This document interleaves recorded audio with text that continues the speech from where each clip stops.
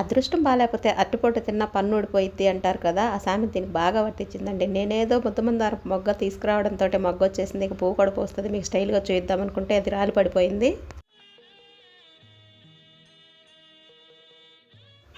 ఈ మొగ్గ విరిగి పడిపోయినప్పుడు నేను కూడా బ్రహ్మానందం గారిలాగే బాధపడ్డానండి. ఎందుకంటే తీసుకొచ్చినప్పుడు చాలా అందంగా ఉన్నాయి.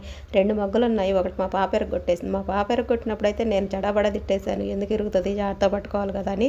అది నా చేతిలో విరిగిపోయేంత వరకు తెలియలేదండి, అది కావాలని ఎవరు విరగొట్టనేసి. ఇక ఈ చెట్టు అయితే మామూలుగా పిల్లలు ఆడుకునే కారు అంత ఉంది. దీనికి మనం రోజు నీళ్లు పోసి పెద్ద బస్ అంతా చేయాలి.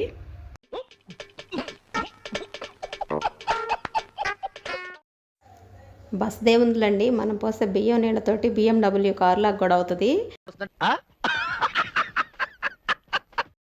ఊడిపోతే మొగ్గ వదిలేస్తాను అనుకుంది, లేదండి దాన్ని తీసుకొచ్చి డెకరేషన్ చేశాను. నచ్చినట్లయితే లైక్ చేయండి, షేర్ చేయండి అండ్ సబ్స్క్రైబ్ చేసుకోవడం మర్చిపో